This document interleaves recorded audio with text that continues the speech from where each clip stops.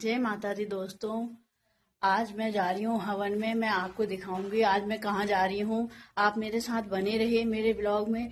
जो भी नए हैं मेरे ब्लॉग को सब्सक्राइब कीजिए, मेरे चैनल को, और मेरे वीडियोस को लाइक कीजिए, कमेंट कीजिए और अपने दोस्तों के साथ शेयर भी जरूर कीजिएगा। दोस्तों, मैं जहाँ जा रही हूँ आप लोगों को दिखाऊंगी कि वहाँ कैसे कैसे जो है हवन का कार्यक्रम हो रहा है। आप लोग मेरे साथ बने रहिए। ये देखिए फ्रेंड्स, मैं जा रही हूँ अपने हस्बैंड के साथ। मेरे हस्बैंड भी रेडी हो गए हैं। ये अब बाइक निकालेंगे। हम लोग बाइक से ही जा रहे हैं, पास में ही जाना है। वो रही है हमारी बाइक।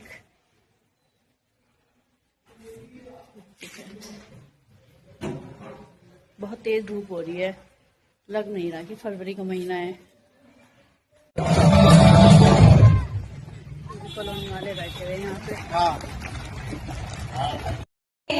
जोरदार तालियां बजा दीजिए। भारत माता की जय, भारत माता की जय, भारत माता की जय। अब मैं अपने संचालक जी को आमंत्रित करती हूँ कि मैं आगे का कार्यक्रम सुचारू रूप से चलाएं। विशाल हिंदू सम्मेलन हमारे खूबसूरती के साथ प्रस्तुत किया है। इनके लिए एक बार बहुत जोरदार तालियों से स्वागत करते हुए इनका मान बढ़ाएं। कार्यक्रम का अगला पड़ाव आज के हमारे मुख्य अतिथि श्रीमान लोकेंद्र जी, विभाग कार्यवाह हरिद्वार से हैं। संघ दृष्टि से कोई पद या किसी तरह की इच्छा नहीं रखता, इन्हीं सबको बांधे हुए हमारे संघ की दृष्टि से लोग चप्पल उतार लो। बढ़ते रहते हैं और अपना पूरा जीवन समर्पण कर देते हैं ये यहाँ पर हवन हो रहा है। राष्ट्र के लिए, हिंदू के लिए। नमस्ते भैया। मुख्य अतिथि श्रीमान लोकेंद्र जी के निवेदन करूंगा कि आज अपना उद्योग दें।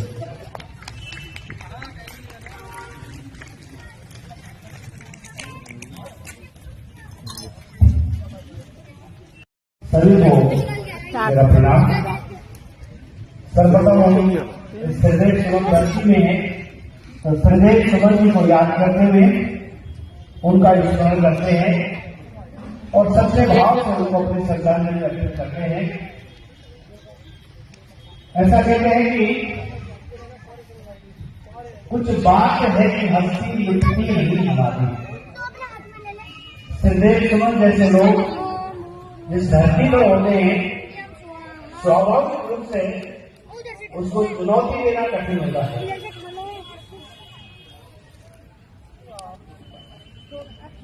हम सब की जानकारी के लिए और हम सब ने भी ज्यादातर यही पढ़ा होगा कि भारत पर अंग्रेजों का आधिपत्य था। भारत अंग्रेजों का गुलाम रहा। ये हमने पढ़ा किया है, अपने बच्चों को भी यही पढ़ा रहे हैं। लेकिन सच्चाई ये है कि भारतीय समाज ने कभी भी गुलामी को स्वीकार नहीं किया है। परम पूज्य रज्जू भैया प्रोफेसर थे और उनसे एक बार पत्रकारों ने प्रश्न पूछा कि आप तो प्रोफेसर थे, आपके पास किसी चीज की कमी नहीं थी और उच्च श्रेणी के आप साइंटिस्ट थे, ये सब छोड़कर के संघ के काम में क्यों लग गए? इसको करने की जरूरत क्या है? आपके पास तो मान सम्मान, पद प्रतिष्ठा, धन दौलत की कोई कमी नहीं थी। तो परम पूज्य रज्जू भैया ने एक पंक्ति में पत्रकारों को उत्तर दिया कि बोले, मैंने संघ के काम में केवल यह देखा है, संघ के काम में व्यक्तिगत स्वार्थों की तिलांजलि देकर के केवल और केवल भारत माता, इसके लिए काम होता है, भारत माता के लिए काम होता है, भारत माता के विकास के लिए प्रयास होता है। और इसलिए मुझे लगा कि प्रोफेसर की नौकरी से अच्छा ये काम है और इसलिए मैं प्रोफेसर की नौकरी छोड़ करके इस काम में लगा हूं। हम सब जानते हैं कि संघ की स्थापना 1925 में हुई। ऐसे समय में हुई जब पूरा देश, आप पैसा थोड़ा कम भी होगा, संसाधन थोड़ी कम भी होंगे, चल जाएगा, लेकिन आपके बच्चे जो संस्कारहीन हो रहे हैं, गलत दिशा में जा रहे हैं, ये आपके लिए चुनौती होने वाली है। आज हम पर वैसे ही संकट के बादल मंडरा रहे हैं। हम भी 5-6 भाई बहन हैं।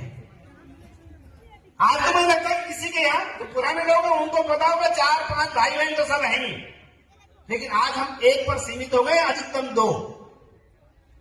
रिश्ते भी खत्म हो रहे हैं, न चाचा है न ताऊ है, न मौसी है न मौसा है ही, दूसरा है ही, तो मौसा मौसी कहां से होने के। और इसलिए हम जो थोड़ी बचे हैं उन पर भी संकट के बादल लगे हुए हैं कि हम इनको अगर सुरक्षित नहीं रखते हैं, इनको दिशा अगर ठीक नहीं देते हैं तो बहुत मुश्किल है। आने वाला समय बहुत चुनौतीपूर्ण होने वाला है और इसलिए इसको विचार करने की आवश्यकता है कि हम हिंदू सम्मेलन में आए हैं। हम यहां से जाने के बाद मैं देश के लिए छोड़ दो, मैं समाज के लिए छोड़ दो, मैं पहले अपने परिवार से शुरू करो।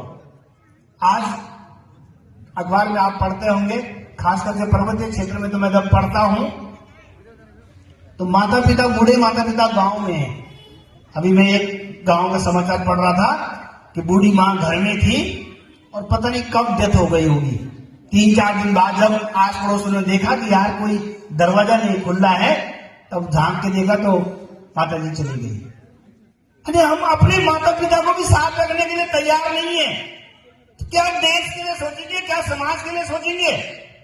सास बहू साथ साथ नहीं रह सकती। बहू की डिमांड है अगर भाई तुमने अलग रहना है तो मंजूर है रिश्ता, अगर माता पिता के साथ रहना है तो रिश्ता मंजूर नहीं है। तेरी सैलरी शायद 5 लाख तो नहीं है। वो धर्म को बढ़ाने के लिए सर पे कलम से करते रहेंगे, वो इकट्ठे होते रहेंगे।